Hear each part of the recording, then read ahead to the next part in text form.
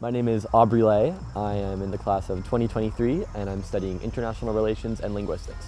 So this summer I interned with a nonprofit based in New York called LGBTQ Ukrainians in America, QUA, working on a research project looking at the ways Russian disinformation in Ukraine is affecting the LGBT rights sphere over there, and also trying to understand how that fits into the geopolitics of the region.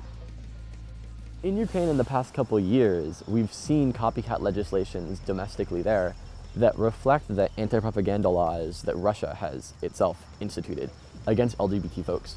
So we've also seen a lot of messages saying Ukraine shouldn't ally itself with the EU because they'll force gay marriage upon us. That's a bad thing. We've seen a lot of Russian-owned media or Russian-influenced media coming out in statements against gender ideology, whatever that means. What they're really trying to do is capitalize on an existing wedge within Ukrainian society. And the way that they're doing that is by portraying themselves as a protector of traditional values. It's not about traditional values. What it is about destabilizing a burgeoning democracy that is starting to creep out of Russia's grasp.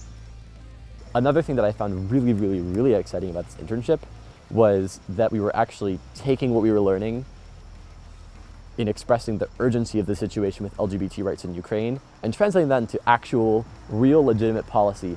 Just this week, President Biden met with President Zelensky, and they came out of that meeting with a joint statement, stating the US and Ukraine's goals for Ukraine in the following years.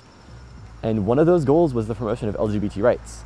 And one of the ways that that happened was that we as an organization were taking what we were learning and saying to congressional groups like the LGBT caucus there, this is important, we should be paying attention to this. I would say it is something where I feel very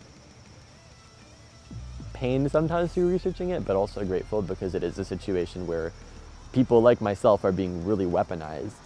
But it's important to understand how and why we're being weaponized and what that means for the broader region, what that means for Ukraine, what that means for Eastern Europe, what it means for the EU, what it means for the US, what it means for democracy, because, like it or not, Putin, LGBT folks are members of society, we're important and we deserve to be accepted as such.